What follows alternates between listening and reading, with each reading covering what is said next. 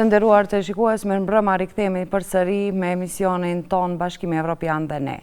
Procesi i eurointegrimit të Maqedonisë së Veriut po hyn në një fazë delikate, ku pritjet e qytetarëve për vendime konkrete përballen me realitete politike komplekse. Kuvendi si institucion qendror i demokracisë parlamentare shihet njëkohësisht si garant i procedurës dhe si faktor kyç vendimarrës për reformat strategjike. Sonte në studio është kryetari i Kuvendit, zoti Afrim Gashi, për të na dhënë përgjigje rreth pyetjeve. Ju faleminderit që pranuat ftesën të jeni sonte me ne në studio. Është kënaqësi të jem mysafiri juaj, i spektatorëve tuaj, gjithashtu edhe për temën për cilën më keni ftuar. Faleminderit. Tema për të cilën do të flasim sot është një temë e cila ka shumë segmente dhe faktor kyç, institucioni kyç vendimarrës pikërisht për implementimin e ligjeve është Kuvendi. E fillojmë 2026 me një fazë mjaft delikate politike, siç e përmenda. A do të thotë se jemi në një vend numëros si shtet, apo do të marrim vendime konkrete në këtë periudhë? Vendnumërimi asesi nuk na konvenon dhe nuk është e pranueshme si alternativë. Nëse jemi përgjegjës ndaj qytetarëve për ata cilët na kanë votuar dhe presin prej neve zgjidhjet e problemeve, ecja me hapa të shpejt është diçka e domosdoshme për ne. Pastaj çfarë pritet nga ana tjetër, në këtë rast është një marrëdhënie mes shtetit tonë dhe Bashkimit Evropian, ku janë gjitha ato shtete që janë pjesë antarëve të BE-s, gjithashtu edhe fqinji ynë Bullgaria, me të cilin e kemi këtë ngërç, do ta them, të mos e përdor termin kontest. Megjithatë, mendoj se 2026 do të jetë një vit i optimizmit. Jemi në janar dhe duhet patjetër të reflektojmë me pozitivitet vitin e kemi përpara. Kemi filluar me një agjendë e cila në Kuvend lidhet kryesisht me agjendën reformuese, që është vërtet në një korelacion të ngushtë me atë që Bashkimi Evropian e kërkon prej nesh, reformat para se të merren vendime të mëdha politike për antarësim. Dhe unë mendoj se kjo çështje vërtet është një dritare e mirë, e hapur për ne, që edhe pse është konstatuar 50% harmonizim i legjislacionit tonë me atë Bashkimit Evropian, megjithatë kemi edhe shumë punë për të bërë. Prandaj mendoj se detyrat e shtëpisë duhet t'i bëjmë vetë, edhe duhet t'i bëjmë sa më shpejt, dhe duhet t'i bëjmë për të mirën tonë. Aq më tepër kur sot Bashkimi Evropian përmes planit të rritjes e ka përcaktuar agjendën reformuese dhe ligjet të cilat ne do t'i sjellim për të mirën tonë, do të marrim edhe fonde shtesë nga Bashkimi Evropian, që janë fonde mjaft fuqishme. Vetëm nëse miratojmë ligjet që kanë të bëjnë me agjendën reformuese brenda vitit, Maqedonia e Veriut do të marrë fonde mbi 70-80 milion euro. Kështu që mendoj se kemi filluar, domethënë, me kodin penal, me ligjin për këshillin gjyqësor, filluam negociatat për punë për kodin zgjedhor dhe një sër ligje që kanë të bëjnë me sundimin e ligjit, me procesin reformës në administratën shtetërore dhe gjithë ato ligje që janë përcaktuar me agjendën reformuese. Ndërsa nga ana politike, besoj që do të marrim hapa të guximshëm. Unë jam i bindur që i jemi të hapur, kjo është një prioritet i lartë për ne si qeveri, si kuvend.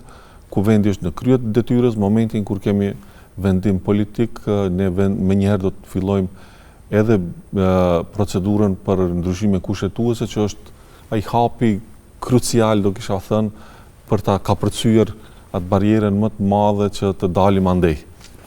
Kur përmendet ligjet, jemi lider në implementimin e ligjeve, por zakonisht të ngecemi në jetësimin e tyre, jo vetëm në harmonizimin. Do të thënë, aty mbetet ndoshta ngecja institucionale apo problematika tjera të cilat i hasim në sistemin institucional.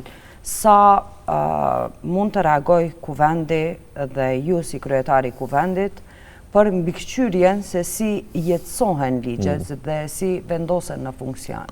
Një pyetje shumë e rëndësishme dhe shpesh e kemi konstatuar bashkarisht edhe nga perspektiva e qytetarit, që ligjet shpesh thuhet ekziston një perceptim të qytetarit se mirë qëndroj me ligjet, por keq me implementimin. Dhe unë mendoj se kur jemi te ky dimension, mendoj se na duhet një sensibilizim dhe ngritje e kulturës politike. Pasi kemi të bëjmë me perceptimin e implementimit, apo mungesës e implementimit të ligjeve, unë mendoj se edhe shteti, organet shtetërore, ata që duhet të implementojnë ligjin, por edhe ata që duhet të respektojnë qytetarët, duhet të hyjnë në një interakcion sensibilizues për ta implementuar ligjin, se ligjet nuk kanë kuptim se janë akte të shkruara në letër, ata jetësojnë kur organet që janë të implikuara në ligj e jetësojnë ligjin. Nga njëra anë shteti dhe organet e thirrura në ligjin përkatës, dhe nga ana tjetër qytetarët të cilët janë të implikuar nga një ligj i caktuar. Dhe mendoj se vërtet ngrihet një çështje shumë të rëndësishme, është koha e fundit që të flasim për kulturën politike. Dhe gjithmonë këto termet kur kanë të bëjnë me kulturë, ne, si me thanë, i marginalizojmë, i lëmë në hares, i lëmë në plan të dytë, sikur janë më pak të rëndësishme. E kuptuam pas 35 viteve se nuk mund të zgjidhet një çështje vetëm në momentin kur keni ngritur dorën, apo keni shtypur butonin për të votuar pro apo kundër, apo ka dalë ligjin në gazetën zyrtare. Kjo kërkon edhe një fazë tjetër të jetësimit, pra, ne duhet të jetojmë me të mirat e ligjeve të cilat i votojmë kuvend. Andaj edhe ky emision, besoj edhe mediat, gazetarët, opinionistët, mendoj gjithë ne si qytetar duhet të ngrejmë perceptimin dhe ta rrisim nivelin e kulturës politike për ta kuptuar rëndësinë e jetësimit të ligjeve të cilat i sjellim në kuvend. Kur flasim për kulturën politike, ngërqet të cilat ndodhemi apo ngjitsemi, kishim edhe një periudhë kur 10 vjeçare të pritjes për të bërë antare e NATO-s. Tani presim për të bërë antare e Bashkimit Evropian. Dhe kjo pritje na kushtoi shumë. Si nuk u arrit, si në vendet tjera, me të cilat ishim, për shembull me Kroacin, kemi qenë së bashku kur kemi filluar veç procesin e antarësimit në Bashkimin Evropian, pse nuk u gjet një konsensus politik deri më tani, edhe deri në vitin 2026, për t'i tejkaluar këto bariera, po ngërqet të cilat mbajnë peng vendin në këtë rrugë? Përgjigjja është në pjesën e parë të pyetjes tuaj. Ju thatë se kemi pasur një problem, një kontest 10 vjeçar, dhe kontestet e rënda që kanë të bëjnë sidomos me dimensionin identitar, janë të rënda, janë të natyrave të ndjeshme, kanë të bëjnë me perceptimin apo me vetë perceptimin e asaj se si e shohim në qenjen tonë politike, gjuhësore, lingvistike, etnike, historike, dhe kur tjetri na thotë se nuk jeni i atill, kjo pastaj i tejkalon kornizat e veprimit puro politik. Është në dimension tjetër që prek edhe ndjenja. Dhe prandaj këto konteste kanë komponent më komplekse për të zgjidhur. Por në politik nuk ka metodë, mënyrë tjetër përveç dialogut, diskutimit, argumentimit. Dhe mendoj që edhe Bullgaria në këtë rast, edhe shtetet e implikuara në këtë rast, edhe Brukseli si sinonim i Bashkimit Evropian dhe kryeqendra e Bashkimit Evropian, do ta kuptoj se çështjet identitare asnjëherë nuk kanë qenë pjesë kruciale e cejake së një shteti drejt Bashkimit Evropian. Po ka norma tjera, kriteret e Kopenhagës, sundimi i ligjit dhe gjitha normat tjera që një shtet duhet t'i plotësoj për t'u bërë antar e Bashkimit Evropian. Sa më shpejt që çështjet identitare i zhvendosim nga tavolina kryesore negociuese për integrim BE aq më shpejt do të, si më thonë, përshpejtohet procesi i integrimit të vendit tonë në BE. Unë edhe në rolin e kryetarit kam marrur gjatë kësaj kohe një rol edhe të diplomacisë parlamentare. Si kryetari i Kuvendit brenda një viti kam vizituar kryeqendrat kryesore të vendimarrjes politike të Europës. Isha në vizitë zyrtare në Paris, në Berlin, në Stockholm, në Bruxelles, në qendrën e Parlamentit Evropian bashkë me kryetarin e Parlamentit dhe të gjithë këto shtete ka një admirim për Maqedoninë. Na shohin si një vend i cili është më para se vendet e tjera të Ballkanit. Aq më tepër që ne dëshmuam një kapacitet për kompromis të fuqishëm dhe të rëndshëm siç ishte ndryshimi i emrit të shtetit. Dhe vërtet nga Brukseli dhe nga këto vende ka një admirim, ka një simpati për vendin tonë. Por edhe ata me mënyrën se si e kanë definuar funksionimin e BE-s, ndonjëherë janë në një situatë pa rrugdalje. Prandaj bashkarisht po mundohemi që të dalim nga ky ngërç dhe unë uroj që 2026 pikërisht të jetë viti kur ne ta kapërcejmë këtë pengesë të fundit që ka të bëjnë me këtë komponent dhe kur të futemi në agendën e ligjeve për mbushjes së standardeve, mendoj se do të jetë pjesa ku sado që të arrim do ta dimë se është për shkakun tonë, e jo për shkakun e dikujt tjetër i cili na pengon për ta arritur cakun aty ku duam. Ndonjëherë për shkak të edhe mentalitetit ballkanas që e kemi, jemi të prirë të kërkojmë më shumë arsyetime sesa të gjejmë mënyra për të gjetur zgjidhje. Tani kur përmendet edhe takimet e shumta me aktorë të shumë politikanë ndërkombëtar, jo vetëm në vendet evropian, vullneti i tyre ekziston, por kushti kryesor na mbeten ndryshimet kushtetuese. A ka ndonjë klim pozitive për të vazhduar pikërisht në këtë drejtim bisedimet me shtetin bullgar, fuqion tonë? Ka klim pozitive, desha ta sjell pak klimën pozitive që ekziston edhe në Bruksel dhe në kryeqendrat europiane. Ka një shikim pozitiv për vendin tonë. Fatmirësisht kësaj radhe pas zgjedhjeve të vitit 2024 ka edhe disponim në Kuvendin e Maqedonisë, domethënë janë numrat. Duhet të kapërcehet ajo pengesa e fundit e cila ka të bëjë me garancën dhe elementet identitare. E dini që pjesa maqedonase e cila është e implikuar në këtë rast, e cila është e atakuar nga aspekti identitar, pikërisht ndjehen të pambrojtur se nëse edhe kësaj here i bëjmë ndryshimet kushtetuese, cila do t'jetë garanca se është kushti i fundit.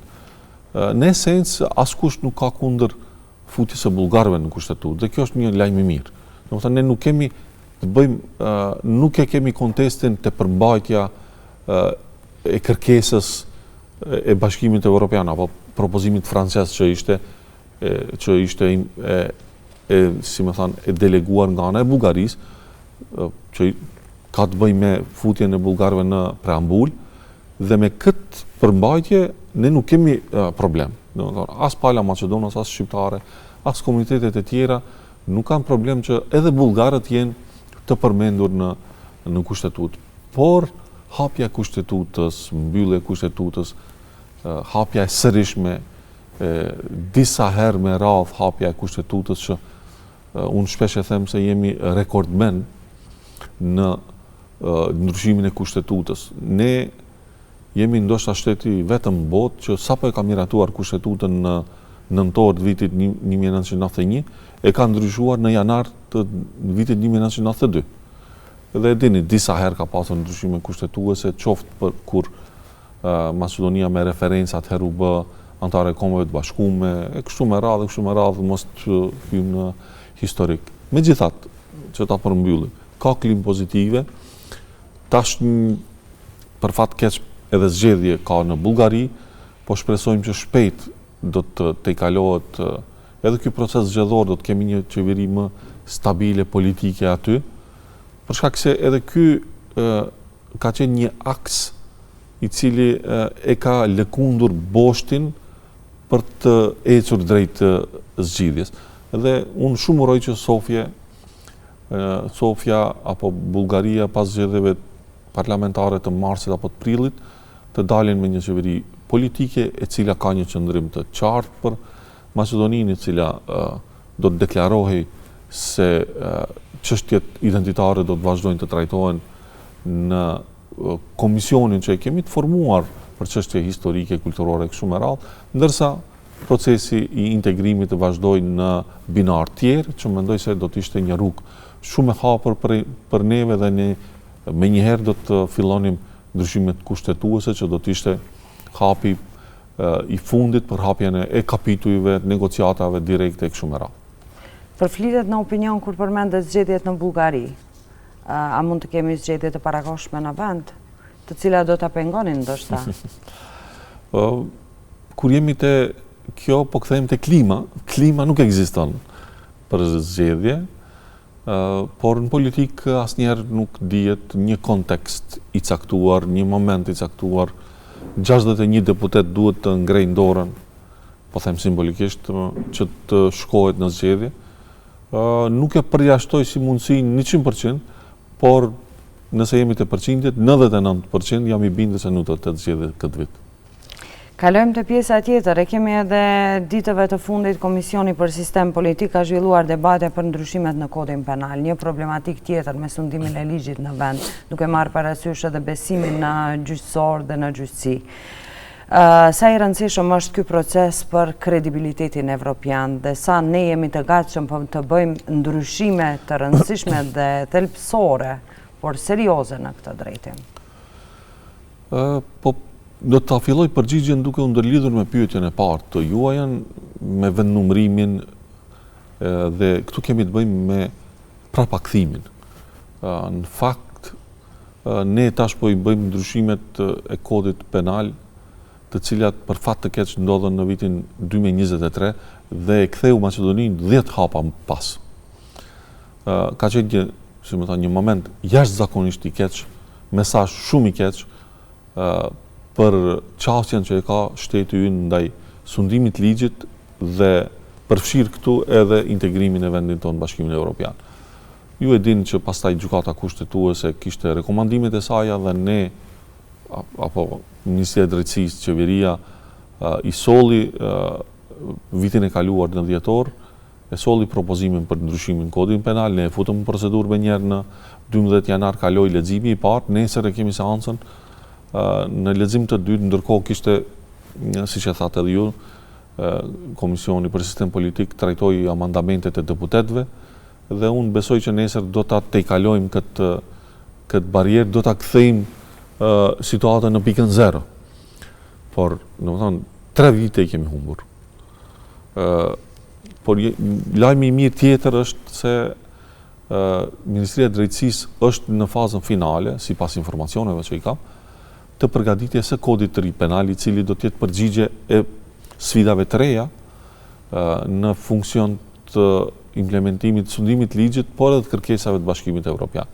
Dhe unë do kisha dashur shumë që ky kod penal të jetë i përgatitur mirë, ne në kuvend do të insistojmë që të sillet me procedurë të rregullt, që të kemi hapësirë për debat, për ekspertizë, për mendime të ndryshme nga njerëz të ndryshëm, edhe të brendshëm edhe të jashtëm, me qëllimin e vetëm që ai kod penal që të korrespondojë me kërkesat e vendit tonë dhe kështu jam i bindur që do fitojmë 2 fish.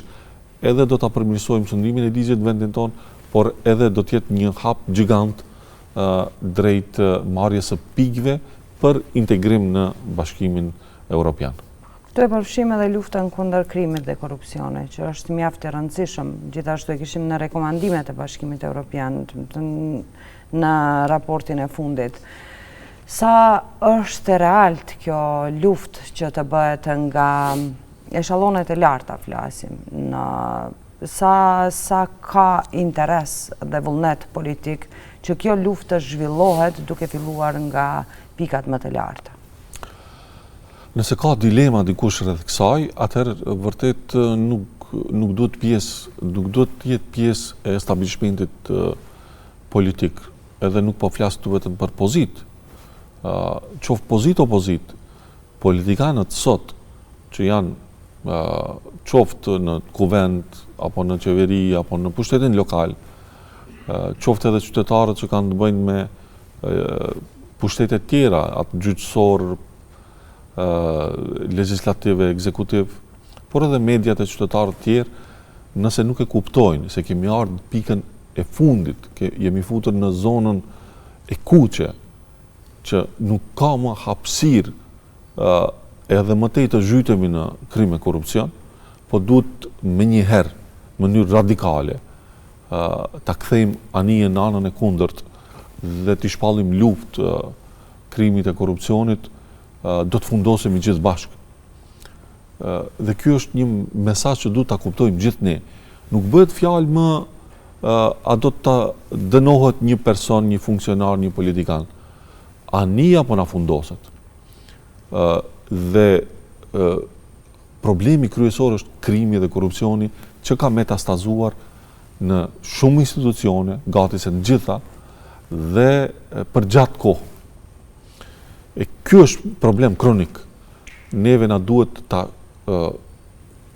shërojmë këtë situatë. Ne duhet këtë anije ta sanojmë, që të mund të vazhdojmë lundrimin tonë drejt Brukselit. Zgjidhje tjetër nuk ka. Patjetër, domethënë, unë mendoj se kjo qeveri ka shfaqur sinjale të qarta, edhe me këto ligjet për cilat po flasim, janë një sinjal domethënë konkret për angazhimin dhe përpjekjen që e bëjmë në luftën kundër krimit dhe korrupsionit, dhe kjo është substanciale. Si më thonë, fjalët e zbrasta që jemi kundër krimit dhe korrupsionit duhet të marrin fund. I kemi ndëgjuar këto slogane e refrene. Njerëzit kërkojnë vepra konkrete nga të gjitha pushtetet. Secili udhëheqës i një institucioni duhet mëngjesin, kafen e mëngjesit ta pi me bindjen se është në frontin e luftës kundër krimit dhe korrupsionit. Nëse nuk e sensibilizojmë kështu situatën dhe nëse gjithë bashkarisht në mënyrë frontale nuk e bëjmë këtë luftë, nuk do të kemi sukses. Mbje keq që po tingëlloj kështu, por kjo është, si më thonë, formulë matematikore, sikur 1 e 1 që bëjnë 2. Nëse nuk bëjmë hapa konkret, dhe hapat duhet jenë konkret në funksion të funksionalizimit të sistemit. Sistemi duhet ta luftojë krimin e korrupsionit, jo një individ, jo ndërgjegjja e një politikanit të caktuar. Ne duhet ligjet, legjislacionin, institucionet duhet të frymojnë në këtë shpirt, dhe unë jam i bindur se sa më shumë që e ngrejmë zërin këtë punë dhe bëjmë veprime në këtë drejtim, aq më mirë do t'i kemi punët edhe në shtet, po edhe në funksion të parafrimit tonë drejt Bashkimit Evropian. Kemi edhe një çështje tjetër, kodi zgjedhor, edhe pse shumë komisione dhe shumë zhvillime në kuvend, por këto i kemi të rëndësishme. Tani më në Ministrinë e Drejtësisë janë dërguar edhe emrat e deputetëve, të cilët do ta përbënin komisionin që do të merret me kodin zgjedhor. Na thoni për ecurin dhe afatet e caktuara, apo ka ndonjë zhvillim tjetër të cilin nuk e kemi regjistruar? Paka shumë gjitha detajet janë të njohura opinionit. Ajo është një prej komponentave që po mundohemi të punojmë shumë, është transparenca. Domethënë çdo gjë që vjen në kuvend, momentin që vjen ne jo bëjmë të dije me dije mediave, kemi brifingje javore me gazetarët, siç e dini, mujore, e kështu me radhë. Opinioni e di se ne me njerë pas zgjedhjeve lokale, në koordinimin e parë që kemi pas, e kemi hapur diskutimin për formimin e grupit punës për kodin zgjedhor. Dhe kemi bërë presion, qeveri, Ministria e Drejtësisë ka reflektuar, kërkuan të partitë politike të delegojnë përfaqësues, ne ato i mblodhëm gjithë të deleguarit, kemi dërguar Ministrisë Drejtësisë, besoj që ditëve në vijim do të ketë një mbledhje, një takim të parë ku do të filloj me puna i kot. Ndërkohë, Ministria e Drejtësisë është obliguar që ta përgatit tekstin qoftë të ndryshimeve të kodit penal apo të tekstit të ri të kodit zgjedhor, dhe unë jam i bindur që kështu do të filloj puna. Nuk do të jetë punë e lehtë, dhe ne duke e ditur se mund të marrë kohë dhe mund të zgjasë shumë, menduam që është mirë me njëherë pas zgjedhjeve lokale ta fillojmë këtë proces. Mendoj se tek partitë politike ekziston një gatishmëri për të marrë vesh rreth rregullave të lojës, që është kodi zgjedhor me një farë forme. Kodi zgjedhor është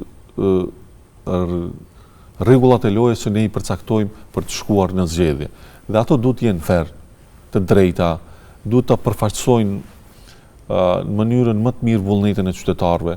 Këtu janë edhe temat e modelit zgjedhor, a do të ndryshojë modeli zgjedhor, apo a do të flasim për ndryshimet, si me thonë, kozmetike, apo do futemi në substancën e asaj çfarë nënkupton kodi zgjedhor për një shtet. Dhe për mua është shumë kruciale, thelbësore është që të futemi në substancën. Esenca e kodit zgjedhor është që të mundsoj që qytetarët t'i kenë përfaqësuesit e tyre në mënyrën më të drejtë të mundshme, dhe vota tyre të jetë e barabartë me secilin qytetar tjetër, dhe ku vendi të jetë reflektim i vullnetit politik të qytetarëve të vendit tonë. Dhe nëse paradigma e formimit e krijimit kodit të ri zgjedhor do të jetë kjo, unë jam i bindur që në tavolinë të negociatave çfarëdo argumenti që vije në funksion të kësaj paradigme do të jetë një gur në mbi ndërtimin e asaj kalaje të formimit të kodit të zgjedhor, i cili do të jetë i drejtë, fair, i barabartë për gjithë, dhe do të mundsoj gjithë subjekteve politike të hyjnë në garë dhe të marrin ato vota që i meritojnë, dhe qytetarët atë sa ju besojnë, atë vota dhe të marrin. Edhe ndoshta të votojnë kandidatët e preferuar, por jo të kemi një... Pikërisht, listat e hapura janë gjithashtu një prej temave që duhet hapur, shoh një gatishmëri tek subjektet politike, dhe mendoj se është një moment i mirë për të reflektuar se vërtet qytetarët ndonjëherë duan ta votojnë atë fundit në listë, dhe jo ta respektojnë vullnetin e partive politike që e kanë bërë radhitjen vetë në kancellaritë e tyre apo në organet partijake, të themi më qartë. Për në fund, do të kisha edhe shumë pyetje, por duhet ta përmbyllim intervistën me një mesazh për qytetarët. Nëse liderët partijak ulen në përtryeza për të marrë vesh për çështje madhore, a ju premtoni qytetarëve se kuvendi do të jetë një institucion në këtë shtet i cili duhet të jetë demokratik, për t'ju dhënë shpresë atyre se do t'i shojë proceset përpara në të mirën e qytetarëve tanë, dhe çka presim në 2026? Kjo është esenca e krejt bisedës që e bëm. Kuvendi është vendi ku reflektohet vullneti politik, aty ku delegohet vullneti politik, kështu është përcaktuar demokracia të funksionojë. 2 milion qytetarë në vendin tonë, ju besojnë, i zgjedhin të deleguarit e tyre, 120 deputet, dhe ata duhet merren vesh se ku shkon shteti ynë. Dhe siç e thash edhe brenda bisedës, dialogu është, si më thonë, mekanizmi kryesor me cilin ne duhet operojmë gjatë arritjes së konsenzusit politik. Unë jam munduar, qoftë nga natyra e karakterit, qoftë nga formimi im politik, jam munduar gjithmonë të krijoj raporte pozitive me njerëzit, asnjëherë s'kam qenë ofensiv ndaj as ndonjë personaliteti, as ndonjë subjekti me ndonjë kualifikim të rëndë, duke e ditur se të nesërmen mund të bjerë puna që të ulesh me të njëjtin person në tavolinë të flasësh për ndonjë ligj. Ne jemi vend i vogël, nuk na duhet urrejtja dhe gjuha e urrejtjes, duhet të kursehemi nga kjo, të shfaqim respekt për njëri tjetrin, Dhe ne na duhet ta ngrisim një kulturë tjetër, e që është kultura e mos pajtimit.